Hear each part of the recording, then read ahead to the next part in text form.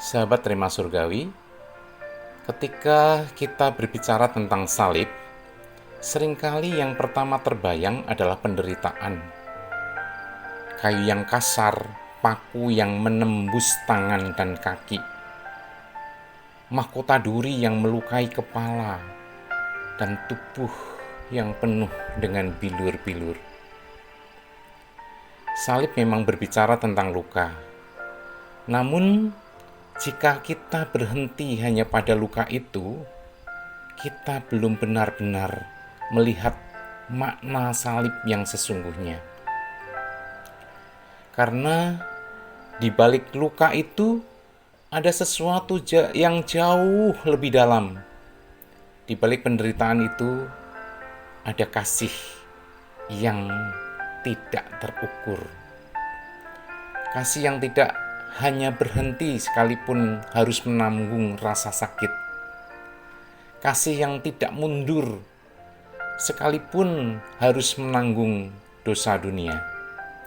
Itulah sebabnya malam hari ini kita akan merenungkan sebuah tema yang sangat sederhana tetapi begitu dalam maknanya.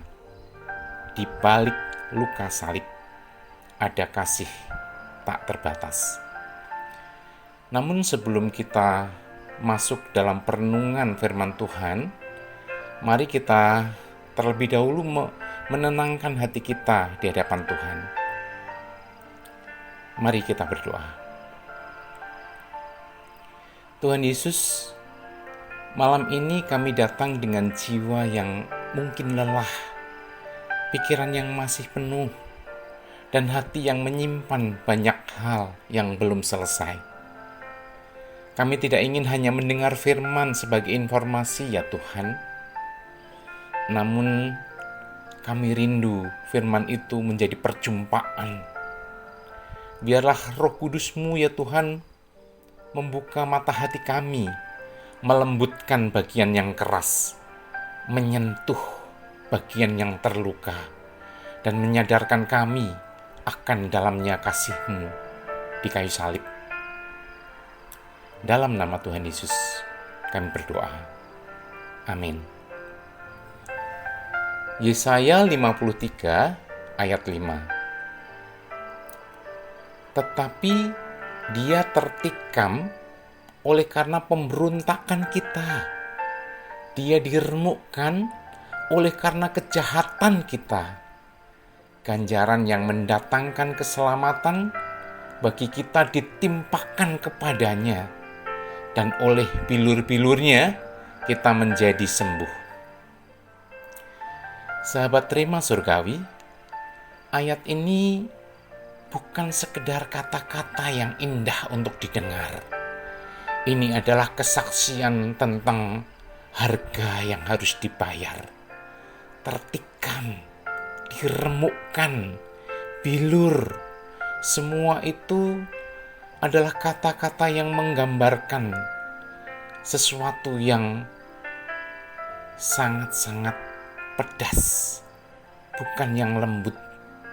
Namun semua itu berbicara tentang penderitaan yang nyata.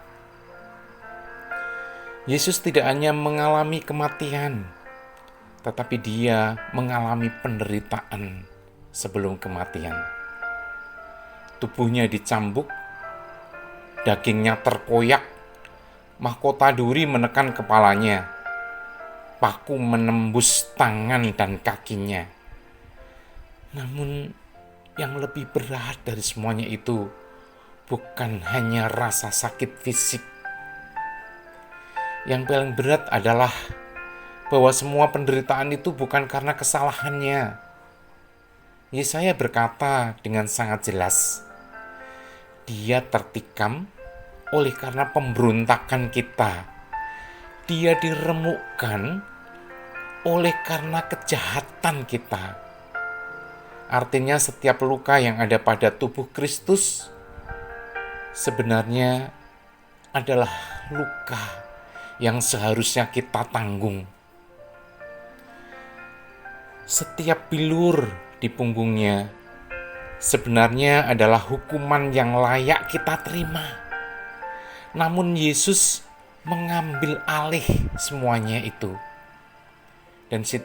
Dan disitulah rahasia salib mulai terbuka.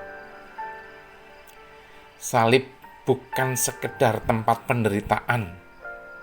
Salib adalah tempat pertukaran terbesar dalam sejarah umat manusia.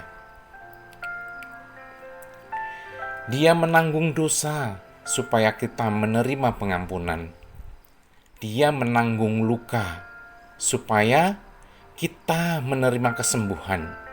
Dan dia menanggung hukuman supaya kita menerima keselamatan. Karena itu ketika kita melihat salib, kita sebenarnya sedang melihat sesuatu yang sangat dalam. Di balik luka salib itu ada kasih yang tak terbatas.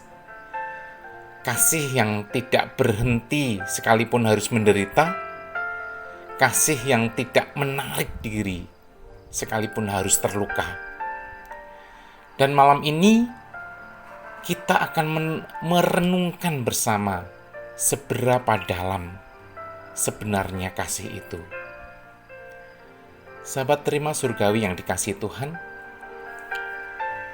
malam ini saya mengajak kita tidak sekedar mendengar tentang salib. Saya mengajak kita berdiri di bawahnya. Bayangkan kayu itu bukan kayu yang halus, bukan kayu yang nyaman, namun kayu yang kasar, berat, dan berdarah. Yesaya menubuatkan ratusan tahun sebelum peristiwa itu terjadi. Dia tertikam, dia diremukkan, ganjaran itu ditimpakan oleh bilur-bilurnya, kita menjadi sembuh. Perhatikan kata-katanya, tertikam, diremukkan, ditimpakan. Itu bukan bahasa simbolik yang lembut, itu bahasa penderitaan yang nyata. Kasih yang menggantikan. Di kamp konsentrasi Auschwitz, seorang imam Katolik bernama Maximilian Kolbe melihat seorang pria menangis karena akan dihukum mati. Pria itu berkata, "Saya punya istri, saya punya anak." Dan Kolbe melangkah maju. Ia berkata, "Saya akan menggantikannya." Ia masuk ke sel kematian. Ia tidak keluar lagi. Kasih seperti itu mengguncang hati, karena kasih itu yang menggantikan. Namun Kolbe hanya menggantikan satu orang, tetapi Yesus menggantikan seluruh umat manusia. Kolbe mati sebagai martir, tetapi Yesus mati sebagai penebus. Salib itu pribadi. Seringkali kita berbicara tentang salib secara umum. Yesus mati bagi dunia. Tetapi malam ini dengarkan ini perlahan. Yesus mati bagimu. Yesus mati bagiku. Yesus mati bagi kita semua. Bukan hanya mati bagi manusia, bukan hanya bagi orang berdosa, tetapi bagi setiap luka yang tidak pernah kamu ceritakan, setiap dosa yang kamu sembunyikan, setiap penyesalan yang membuatmu sulit tidur. Yesaya berkata, oleh bilur-bilurnya kita menjadi sembuh. Bilur itu nyata, cambukan Romawi merobek kulit sampai daging terbuka. Namun lebih dalam dari luka fisik adalah luka batin. Yesus bukan hanya menanggung rasa tubuh sakit. Yesus bukan hanya menanggung rasa sakit pada tubuh kita. Bukan. Ia menanggung penolakan. Ia ditinggalkan. Ia dikhianati. Ia dituduh tanpa pembelaan. ia memikul dosa yang bukan miliknya. Mengapa harus sesakit itu? Pertanyaannya, jika Tuhan Maha Kuasa, mengapa tidak menyelamatkan dengan cara yang lebih mudah? Mengapa harus melalui darah? Mengapa harus melalui bilur? Karena dosa bukan luka ringan. Dosa adalah pemberontakan. Dan pemberontakan memiliki konsekuensi. Salib menunjukkan dua hal sekaligus. Yang pertama, betapa seriusnya dosa.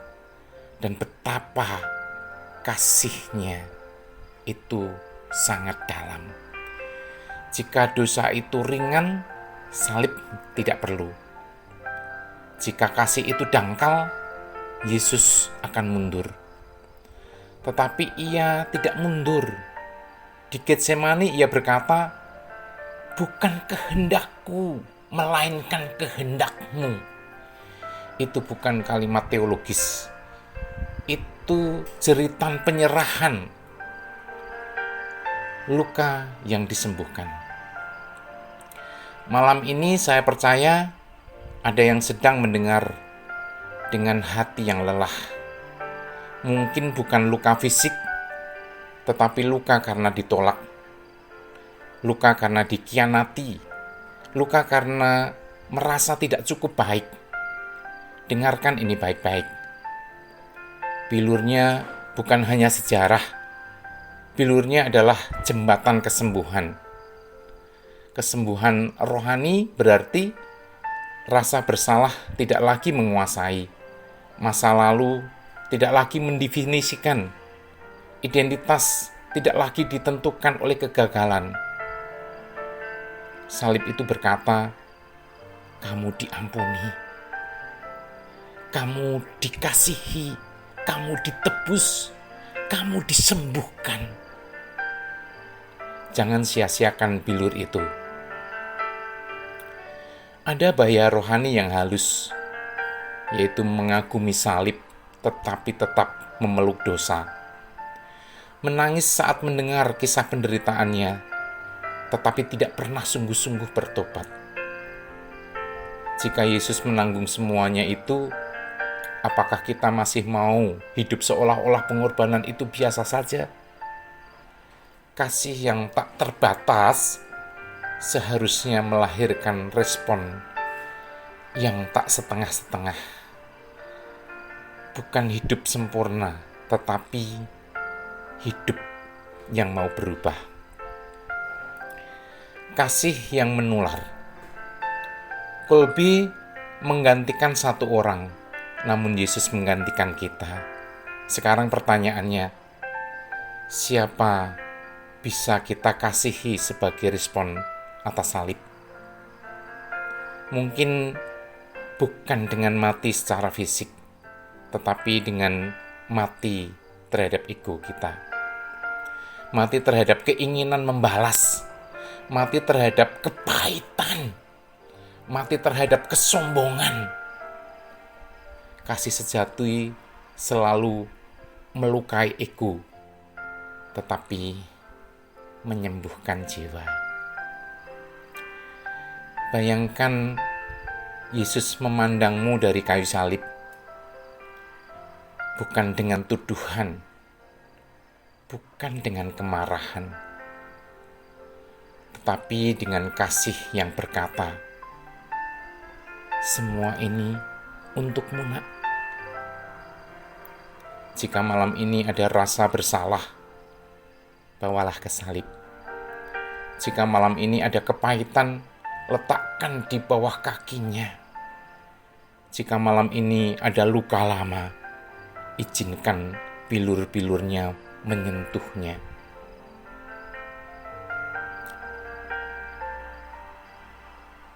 Mari kita berdoa. Tuhan Yesus, kami berdiri di bawah salib-Mu malam ini. Kami menyadari betapa mahal harga kasih-Mu. Ampuni jika kami sering menganggapnya biasa ya Tuhan. Ampuni kami jika kami masih menyimpan dosa yang sudah Engkau tanggung. Sembuhkan hati yang terluka, pulihkan jiwa yang lelah, dan lembutkan hati yang keras. Ajar kami Bapa untuk mengasihi, bukan hanya dengan kata-kata saja, tetapi dengan pengorbanan. Biarlah setiap kami mengingat salib-Mu ya Tuhan, tidak hanya kami mengagumi saja, tetapi kami hidup. Kami hidupi di dalamnya. Dalam nama Tuhan Yesus, kami berdoa. Amin.